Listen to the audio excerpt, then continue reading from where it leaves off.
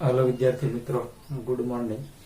छेल्ले આપણે ધોરણ 9 ની અંદર ગણિત વિષયમાં નવા ચેપ્ટર સાથે કે ચેપ્ટર નંબર 9 સમાંતર બાજુ ચતુષ્કોણ અને ત્રિકોણના ક્ષેત્રફળ વિશે આપણે અભ્યાસ કરતા હતા। એની અંદર ગયા લેક્ચરની અંદર મેં તમને કીધેલું કે તમારે ચેપ્ટર 9 ની અંદર કઈ કઈ વસ્તુ કરવાની છે અને કઈ કઈ વસ્તુ કરવાની નથી। તો એની અંદર તમારે એક પણ દાખલો છે ગણવાનો નથી। ઉદાહરણ 1 થી 4 લઈ લ્યો, પછી સ્વાધ્યાય 9.1, 9.2, 9.3 અને સ્વાધ્યાય 9.4 જે વિકલ્પિક વાળો છે એમાંથી એક પણ સ્વાધ્યાય આપણે સહી કરવાનો છે નહીં। ફક્ત ને ફક્ત આપણે 4 ટોપિક કરવાના છે, બરોબર। એ ટોપિકના આપણે દાખલા કરવાના નથી। 4 ટોપિકમાં પહેલું હતું પ્રસ્તાવના, બરોબર। તો આપણે ગઈકાલે પ્રસ્તાવના જોઈ। ત્યારબાદ તો કે સમાંતર બાજુ ચતુષ્કોણ એટલે કે એના માટે આપણે સમાન પાયો હોય કે એક જ પાયો અને સમાંતર રેખા વચ્ચેની આકૃતિ, પાયો એક અને એની ઉપરની સમાંતર રેખા એટલે કે પાયો અને સમાંતર રેખા બંને વચ્ચેની આકૃતિઓ વિશે કાલ પ્રસ્તાવના અને સમાંતર બાજુ ચતુષ્કોણમાં પાયો એક અને એની સમાંતર બાજુ એની વચ્ચેની આકૃતિ 2 ટોપિક છે એ આપણે જોયા હતા। ગઈકાલનું ફરી વખત થોડુંક રિવિઝન કરીએ તો 4 ટોપિકમાંથી આપણે 2 ટોપિક ગઈકાલે પૂરા કર્યા।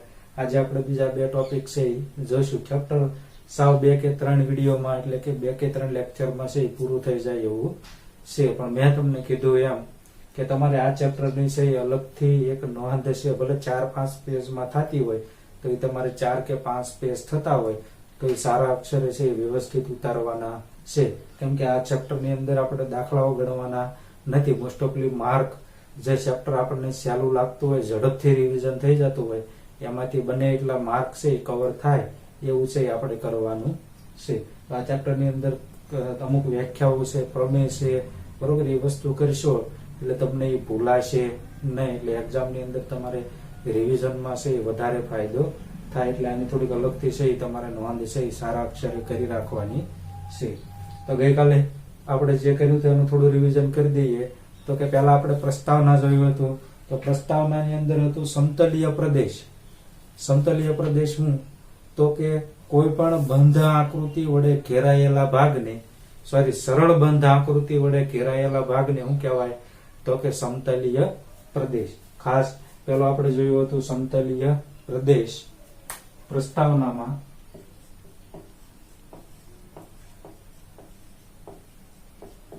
પ્રસ્તાવનાની અંદર પહેલા આપણે શું જોયું હતું તો કે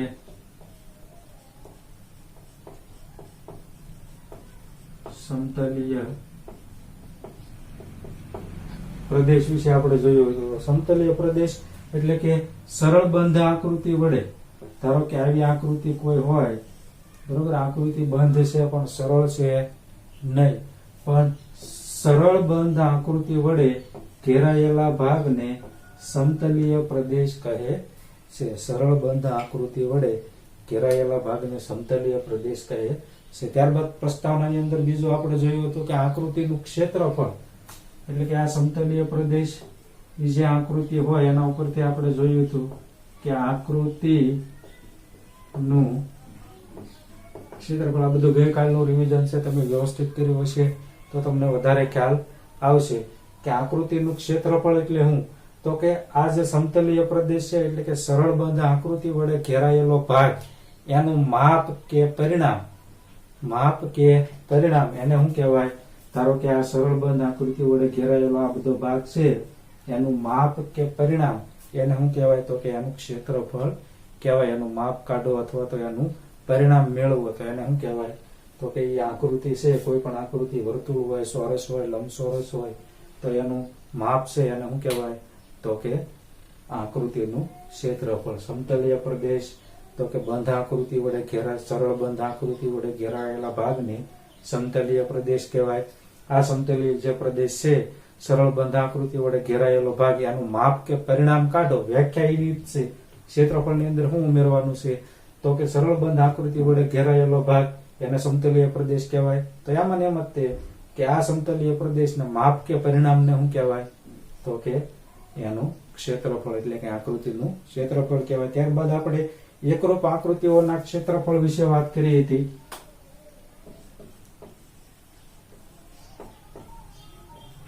એકરૂપ આકૃતિના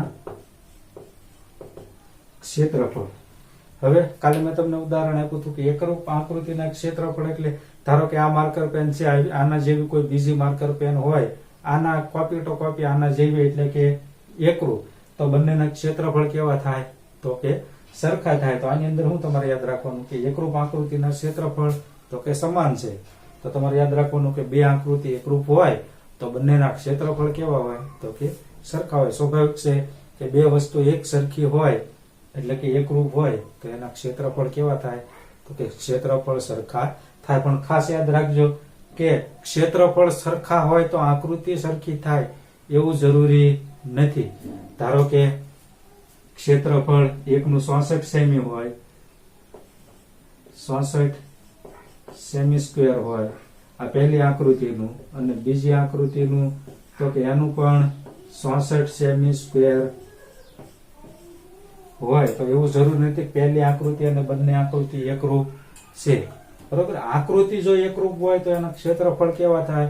તો કે સરખા જ થાય. પણ ક્ષેત્રફળ સરખા હોય તો આકૃતિ એકરૂપ થાય એવું જરૂરી નથી. એ ખાસ યાદ રાખવાનું છે કે જો આકૃતિ સરખી હોય તો એના ક્ષેત્રફળ સ્વાભાવિક છે સરખા થવાના, પણ ક્ષેત્રફળ સરખા હોય તો આકૃતિ એકરૂપ મળે એવું જરૂરી નથી. પણ આકૃતિ સરખી હશે તો ક્ષેત્રફળ એના સરખા મળશે. ધારો કે આ છે 66 સેમી સ્ક્વેર, એ વર્તુળનો હોય, અને આ છે 66 સેમી સ્ક્વેર કોનું હોય? તો કે ચોરસનું હોય. તો જો આકૃતિ બેની કેવી થઈ? અલગ અલગ, અને ક્ષેત્રફળ કેવા થયા? તો કે સરખા થયા. બરાબર? પણ આકૃતિ કોપી ટુ કોપી આના જેવી હોય તો આનું 66 હોય તો આનું પણ કેવું થાય? તો કે 66 સેમી સ્ક્વેર થાય. એટલે ઈ પાક્કું કે જે આકૃતિ જો સરખી એકરૂપ હોય તો એના ક્ષેત્રફળ કેવા થાય? તો કે સરખા થાય. પણ ક્ષેત્રફળ જો સરખા હોય તો આકૃતિ સરખી હોય એવું જરૂરી નથી. આમાં એક યાદ તમારે રાખવાનું છે. ત્યારબાદ આપણે જોયું હતું કે આપણે આકૃતિના ક્ષેત્રફળના ગુણધર્મ, આકૃતિના ક્ષેત્રફળના ગુણધર્મ જોયા હતા. તો એની અંદર તો કે બે આકૃતિ હોય એ એકરૂપ હોય તો એના ક્ષેત્રફળ કેવા થાય? તો કે સરખા થાય. આની ઘોડે જ તે કે એકરૂપ આકૃતિના ક્ષેત્રફળ તો કે કેવા થાય? તો કે સમાન થાય, સમાન. પણ આકૃતિના ગુણધર્મની અંદર, ક્ષેત્રફળના ગુણધર્મની અંદર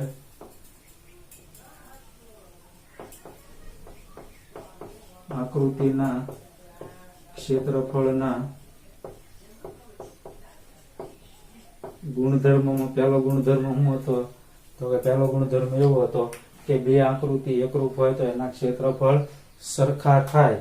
તો એના માટે આપણે લખતા કે AR A બરાબર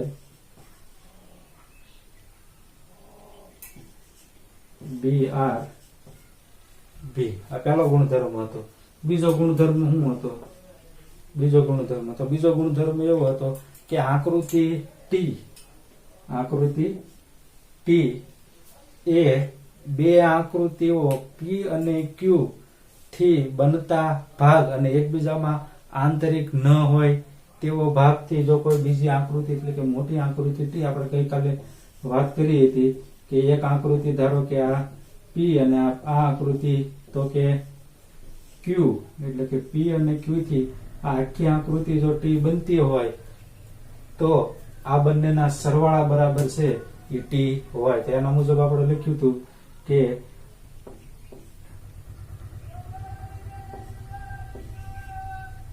TR કૌંસમાં T અથવા તો AR, અહીંયા B ની જગ્યાએ પણ શું આવશે? A. તો AR T બરાબર આ બાજુ તો કે AR પહેલી આકૃતિ વત્તા AR એટલે કે બીજી આકૃતિ. એની જગ્યાએ અહીંયા એની જગ્યાએ તમે P પણ લઈ શકો, B ની જગ્યાએ તમે Q પણ લઈ શકો. એટલે કે આ આખી આકૃતિ છે એ આ આકૃતિ ને આ આકૃતિ બંનેને ભેગી કરો એટલે કે એનો સરવાળો કરો એના બરાબર હોય. તો આપણે આકૃતિના ક્ષેત્રફળના ગુણધર્મ એ પણ આપણે ગઈકાલે જોયું. તો આ ખાલી આપણે ગઈકાલનું રિવિઝન આપે છે. ત્યારબાદ ગઈકાલે જે મુદ્દો આપણે જોયો હતો તો કે મુદ્દો કયો હતો તો કે એક જ પાયા પર અને સમાંતર રેખા વચ્ચેની આકૃતિ. એક જ પાયા પર અને સમાંતર રેખા વચ્ચેની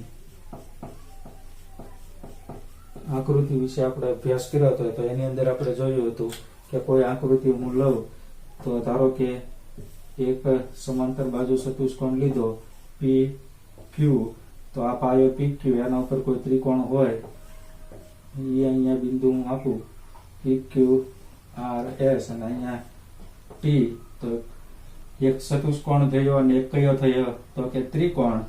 તો એનો પાયો કયો તો કે પી ક્યુ. તો એના ઉપરથી આની વ્યાખ્યા બને કે પાયો એક જ હોય, બરોબર. એક પાયો, ફરીથી બે આકૃતિઓનો પાયો સમાન હોય. બે આકૃતિઓનો પાયો કેવો હોય તો કે સમાન હોય, અને એનું શિરોબિંદુ એટલે કે શિરોબિંદુ એ સમાંતર રેખા પર આવેલું હોય, બરોબર. કઈ રેખા ઉપર તો કે આ જે પાયો છે એની સમાંતર રેખા ઉપર છે, એ એનું શિરોબિંદુ આવેલું હોવું જોઈએ. તો એ એક જ પાયા પર અને સમાંતર રેખા વચ્ચેની આકૃતિ કહેવાય. તો ગઈકાલે આપણે એટલું જોયું હતું. મેં એટલું ફરીથી તમારી 10-15 મિનિટ ફરી રિવિઝન કરાવ્યું. એનું કારણ તો કે આ ચેપ્ટર છે આપણે 2 થી 3 લેક્ચરની અંદર છે એ પૂરું થઈ જાય છે. આપણે થોડુંક છે ચેપ્ટર વધારે ચાલે એટલા માટે કે આ ચેપ્ટર બધી વ્યાખ્યાઓ વાળું છે, એટલે તમને વધારે ખ્યાલ આવે. જેટલી વખત હું તમને સમજાવું કે વ્યાખ્યાઓ આવી રીતે છે તમારે યાદ રાખવા, નકર તમે વ્યાખ્યાઓ ગોખશો તો તમને યાદ રહેશે નહીં. એટલે દરેક વસ્તુ છે એ વારંવાર છે આ છે એ રિવિઝન કરવાનું છે. તો ગઈકાલ સુધી આપણે 2 ટોપિક જોયા હતા. હવે આજે આપણે થોડોક નવો ટોપિક લઈએ.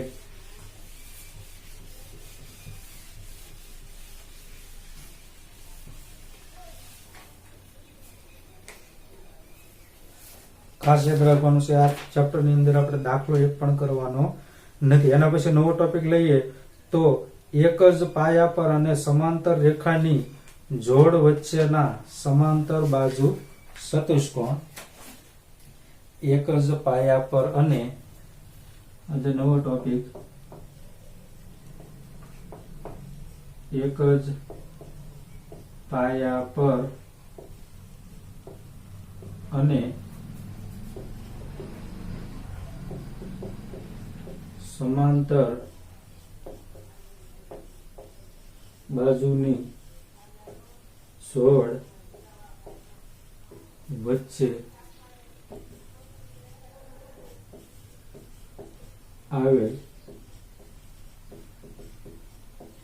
સમાંતર બાજુ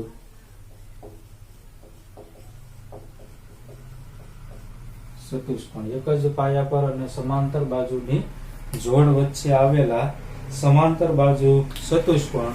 તો આ સમજવા માટે તમારે એના માટે પ્રમેય નંબર 9.1 છે યાદ રાખવાનું. 9.1 એમાં કઈ ગણતરી નથી, બધી વ્યાખ્યાઓ છે અલગ અલગ પ્રકારની. ખાસ યાદ રાખવાનું કે એક જ પાયા પર અને સમાંતર બાજુની જોડ વચ્ચે એક જ પાયા પર અને સમાંતર બાજુની જોડ વચ્ચે આવેલા સમાંતર બાજુ ચતુષ્કોણ. જો એક પાયો અને સમાંતર બાજુ, પાયો અને સમાંતર બાજુ એની વચ્ચે સમાંતર બાજુ ચતુષ્કોણની વાત કરવામાં આવે ત્યારે તમને પ્રમેય નંબર 9.1 છે યાદ આવવો જોઈએ. એની અંદર આપણને 3 વ્યાખ્યાઓ આપેલી છે, એટલે કે 3 મુદ્દાઓ છે તમારે લખવાના છે.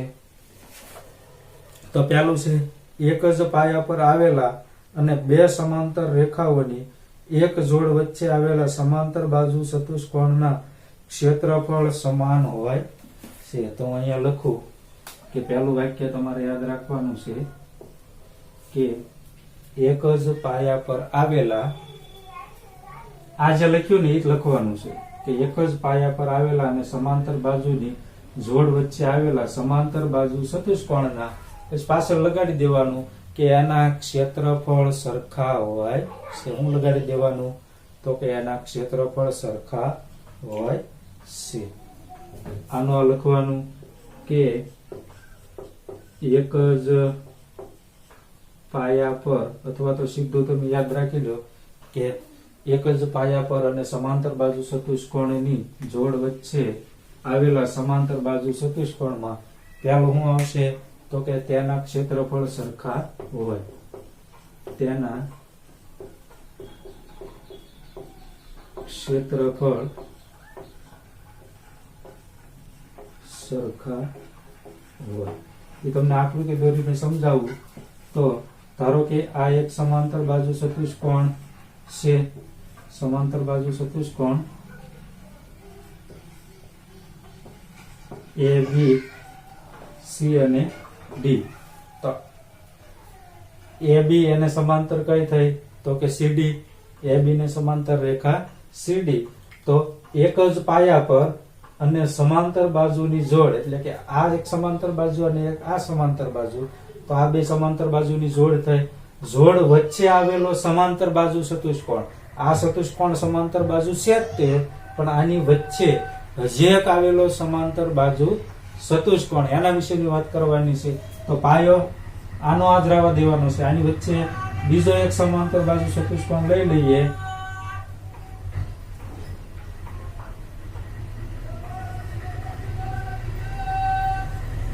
તો આ ચતુષ્કોણ 1 અને આ ચતુષ્કોણ 2. તો જો એક જ પાયા પર, એટલે બંનેનો પાયો, એટલે કે આ ચતુષ્કોણ અને આ ચતુષ્કોણ બંનેનો પાયો કયો તો કે એક કયો AB, અને સમાંતર બાજુની જોડ, એટલે કે એક સમાંતર બાજુ આ અને એક સમાંતર બાજુ આ. સમાંતર બાજુની જોડ વચ્ચે આવેલા સમાંતર બાજુ ચતુષ્કોણ, તેમાં પહેલું શું યાદ રાખવાનું તો કે આ ચતુષ્કોણ અને આ ચતુષ્કોણ બંનેના ક્ષેત્રફળ કેવા હોય તો કે બંનેના ક્ષેત્રફળ સરખા હોય. યાદ રહેશે. એક જ પાયા પર અને સમાંતર બાજુની જોડ વચ્ચે. આની પહેલાનો પ્રશ્ન તો શું હતો તો કે એમાં પાયો એક જ હતો, પણ સમાંતર બાજુ, એટલે કે પાયો અને સમાંતર બાજુ બંનેની વચ્ચે આવેલા, તો કે અહીંયા સમાંતર બાજુ ચતુષ્કોણ આપેલું છે, ન્યા એવું આપ્યું નહોતું. ન્યા શું હતું તો કે એક જ પાયા પર અને સમાંતર બાજુની જોડ વચ્ચેની આકૃતિઓ, એટલે ત્યાં ત્રિકોણ હોઈ શકે, ચોરસ હોઈ શકે, લંબચોરસ હોઈ શકે, કોઈ પણ હોઈ શકે. અહીંયા તમને પ્રોપર કીધું છે કે સમાંતર બાજુ ચતુષ્કોણ જ હોય. તો એના માટે તમારે યાદ રાખવાનું પ્રમેય નંબર 9.1. એમ પહેલું વાક્ય તમને યાદ આવવું જોઈએ કે એના ક્ષેત્રફળ સરખા હોય. બરોબર, એટલું યાદ રહેશે. બીજો વાક્ય તમારે યાદ રાખવાનું છે તો કે સમાંતર બાજુ ચતુષ્કોણ અને ક્ષેત્રફળ તેના પાયા અને પાયાને અનુરૂપ વેધના ગુણાકાર જેટલું હોય. સમાંતર બાજુ ચતુષ્કોણનું ક્ષેત્રફળ, એટલે કે આ ક્ષેત્રફળ છે એ સમાંતર બાજુ ચતુષ્કોણનું ક્ષેત્રફળ તેના પાયા અને પાયાને અનુરૂપ વેધના ગુણાકાર જેટલું હોય છે. અહીંયા હું લખી દઉં. બીજું તમારે યાદ રાખવાનું છે કે સમાંતર બાજુ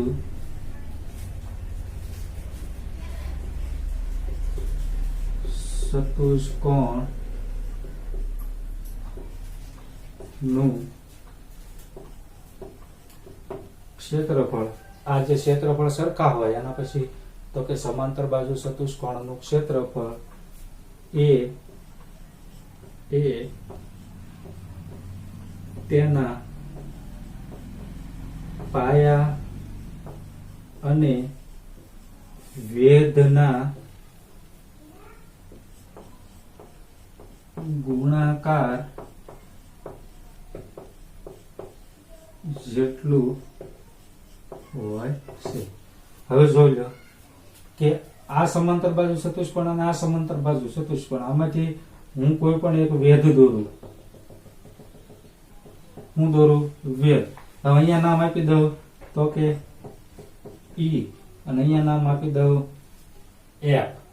હવે જો તો કે આનું ક્ષેત્રફળ, હવે જો ઉપર આપણને કીધું છે કે તેના ક્ષેત્રફળ, એટલે કે પહેલો ચતુષ્કોણ અને બીજો ચતુષ્કોણ બંનેના ક્ષેત્રફળ તો કેવા છે? સરખા છે. હવે આ બેમાંથી એકમાંથી વેધ આપણને આપેલો હોય, દાખલાની અંદર એવું આવતું હોય, પણ આપણે દાખલા ગણવાના નથી. આ બંનેમાંથી એકનો વેધ આપેલો હોય, ધારો કે આ બીજો ચતુષ્કોણ છે એનો વેધ આપણને આપેલો છે, તો આ વેધ એક વેધ આપેલો હોય, ધારો કે આનું માપ 5 સેમી આપ્યું હોય ને આનું માપ તમને આપ્યું હોય કે આખું AB એટલે કે પાયાનું માપ પણ તમને 5 સેમી આપેલું હોય, તો જો બીજો મુદ્દો વાંચો કે સમાંતર બાજુ ચતુષ્કોણનું ક્ષેત્રફળ એટલે કે આ જે ચતુષ્કોણ છે બીજો એનું ક્ષેત્રફળ આપણે મેળવવું હોય તો એનું ક્ષેત્રફળ બરાબર આપણને શું થશે તો કે પાયો ગુણ્યા વેધ. તો પાયો કયો છે AB, એને ગુણ્યા વેધ કયો છે તો કે EF, એનું માપ કેટલું છે 5, તો પાયો ગુણ્યા વેધ એટલે 5 ને 25 સેમી સ્ક્વેર મળે. તો આ ચતુષ્કોણનું માપ 25 સેમી આપણને એટલે કે એનું ક્ષેત્રફળ આપણને 25 સેમી સ્ક્વેર મળ્યું. તો તમને ખબર છે કે તેના ક્ષેત્રફળ સરખા હોય એટલે કે પહેલાનું જે ક્ષેત્રફળ મળ્યું એ બીજાનું હોય, તો બીજાનું પણ કેટલું મળશે તો કે 25 સેમી સ્ક્વેર. પણ આપણે દાખલા ગણવાના નથી, એટલા માટે તમારે યાદ રાખવાનું કે હકીકતમાં એને પહેલા આ મુદ્દો દેવો જોઈએ પછી આ દેવો જોઈએ કે સમાંતર બાજુ ચતુષ્કોણનું ક્ષેત્રફળ એ તેના પાયા અને વેધના ગુણાકાર જેટલું હોય. એટલે કે એક વેધ આપેલો હોય, પાયો તો આપણને ખબર જ છે કે કોમન પાયો છે કે એક જ પાયા પર, એટલે પાયો તો એક જ દેવાના છે કે AB, પછી એનો વેધ એટલે કે વેધ એટલે તમને ખબર છે કે બરોબર કેવો હોય તો કે લંબ હોય, એને શું કહેવાય વેધ. તો આ બરોબર સીધો જે હોય એને વેધ કહેવાય. તો વેધ ગુણ્યા પાયો એટલે શું મળે તમને ક્ષેત્રફળ, અને બંનેના ક્ષેત્રફળ કેવા હોય સરખા, પહેલો ચતુષ્કોણ અને બીજો ચતુષ્કોણ, તો પાયો ગુણ્યા વેધ કર્યો એટલે તમને એક ક્ષેત્રફળ મળ્યું એક ચતુષ્કોણનું, અને એવું ને એવું તે બીજાનું બને. શું કામ તો કે બંનેના ક્ષેત્રફળ સરખા હોય. એટલે આ બે વસ્તુ તમારે યાદ રાખવાની.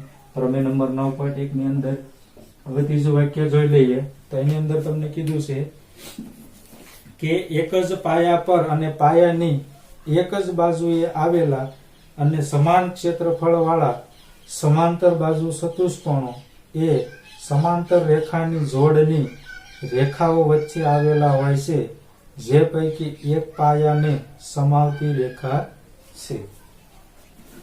તો હવે એની અંદર શું કીધું છે કે ત્રીજા મુદ્દાની અંદર તો કે આપણે જે વસ્તુ અહીંયા આની અંદર તમને કીધી છે એ ધ્યાને લખી છે કે એક જ પાયા પર અને સમાંતર બાજુ ચતુષ્કોણની એક જ બાજુએ આવેલા, એટલે કે જો આ પાયો એક છે કયો તો કે AB, એની એક જ બાજુએ એટલે કે બંને બાજુએ જો અહીંયા હું તમને આવી રીતે દર્શાવું તો કે A અને B, બરોબર. આ પાયો એક થયો, પછી ઈ પાયા ઉપર આ સમાંતર બાજુ ચતુષ્કોણ છે, બરોબર. એને આપણે નામ આપી દઈએ C અને D, એને નામ આપી દઈએ C અને D. તો આખો ચતુષ્કોણ ABCD. હવે ત્રીજો મુદ્દો આપણને શું કહેશે તો કે એક જ પાયા પર અને સમાંતર બાજુની જોડ વચ્ચે, એટલે કે આ પાયો એક અને એની સમાંતર બાજુ આ જોડ વચ્ચે આવેલો ચતુષ્કોણ પાયાની એક જ બાજુએ હોવો જોઈએ. એટલે કે તમે આ પાયો રાખ્યો તો એ ચતુષ્કોણ છે બીજો ચતુષ્કોણ એ આ બાજુ જ હોવો જોઈએ. એનો અર્થ એવો કે એ ચતુષ્કોણ આ બાજુ દોરવાનો નથી, યાદ રહેશે, આ બાજુ દોરવાનો નથી, પાયાની એક જ સાઈડ હોવો જોઈએ. એટલે કે તો જો હવે તમને બીજી રીતે સમજાવું તો એક આ ચતુષ્કોણ અને આ ચતુષ્કોણ હમણાં આપણે દોર્યો નથી, આ ચતુષ્કોણ હમણાં દોર્યો નથી. તો હવે જો આ ચતુષ્કોણનો પાયો કયો થાય AB થાય, આ ચતુષ્કોણનો પાયો કયો થાય તો કે AB થાય. તો બંને ચતુષ્કોણ થયા. પણ અને જો આપણો આ મુદ્દો કે એક જ પાયા પર અને સમાંતર બાજુની જોડ વચ્ચે, તો આ પાયો અને આ સમાંતર બાજુની જોડ આની વચ્ચે આ ચતુષ્કોણ આવેલો છે તો કે નહીં. તો ત્રીજો મુદ્દો તમારે યાદ રાખવાનો કે એક જ પાયા પર અને સમાંતર બાજુની જોડ વચ્ચે આવેલ ચતુષ્કોણ એ પાયાની એક જ બાજુ હોવો જોઈએ. એટલે કે આ ચતુષ્કોણ છે એ આ બાજુ નહીં, પાયાની નીચેના ભાગમાં નહીં, ક્યાં હોવો જોઈએ તો કે એની જગ્યાએ ઉપરના ભાગમાં હોવો જોઈએ. એટલે કે ચતુષ્કોણ અહીંયા હોવો જોઈએ. યાદ રહેશે, અહીંયા તમને લખી દઉં એટલે વધારે ખ્યાલ આવશે.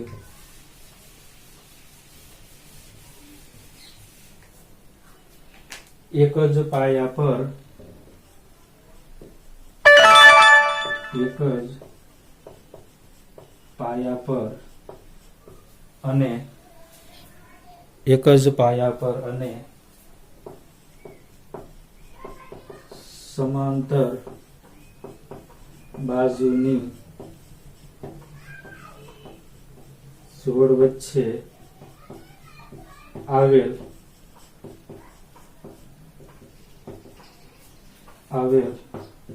ચતુષ્કોણ પાયાની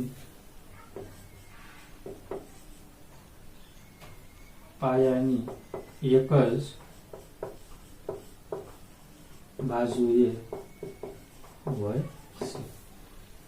યાદ રહેશે કે એક જ પાયા પર અને સમાંતર બાજુની જોડ વચ્ચે આવેલ સમાંતર બાજુ ચતુષ્કોણ એ પાયાની એક જ બાજુ હોવા જોઈએ. એક આ બાજુ ને એક આ બાજુ એવી રીતે હોય નહીં. ત્યારબાદ છેલ્લું છે જોઈ લઈએ. જો ત્રિકોણ અને સમાંતર બાજુ ચતુષ્કોણ એક જ પાયા પર અને બે સમાંતર રેખાઓની એક જ જોડ ની રેખા વચ્ચે આવેલા હોય તો ત્રિકોણનું ક્ષેત્રફળ સમાંતર બાજુ ચતુષ્કોણના ક્ષેત્રફળ કરતા અડધું હોય. અહીંયા હું તમને લખીને સમજાવું તો એક જ પાયા પર અને સમાંતર બાજુની જોડ વચ્ચે આવેલ, હવે સમાંતર બાજુ ચતુષ્કોણની જગ્યાએ હું તો કે ત્રિકોણ, તો અહીંયા લખું કે એક જ પાયા પર અને સમાંતર બાજુ ચતુષ્કોણની જોડ વચ્ચે આવેલ ત્રિકોણ નું ક્ષેત્રફળ એ સમાંતર બાજુ ચતુષ્કોણના ક્ષેત્રફળ કરતા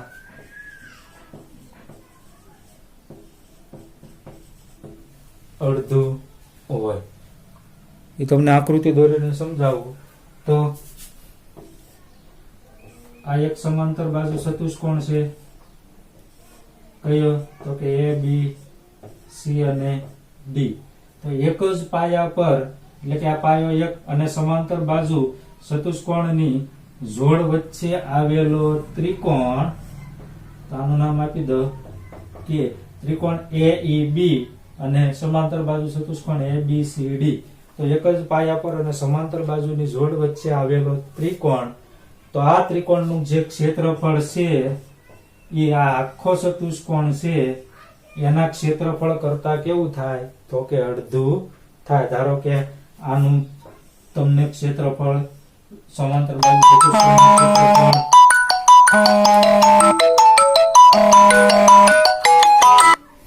સમાંતર બાજુ ચતુષ્કોણનું ક્ષેત્રફળ 30 સેમી આપીશું તો ત્રિકોણનું કેટલું થાય? તો કે 15 સેમી સ્ક્વેર થાય. એટલે કે આના કરતા અડધું થાય. તો આ તો એક જ પાયા પર અને સમાંતર બાજુ ચતુષ્કોણ, એની અંદર તમારે પ્રમેય નંબર 9.1 છે યાદ રાખવાનું છે. તો દરેક આ વસ્તુ છે એ પાકી કરવાની છે, બરોબર?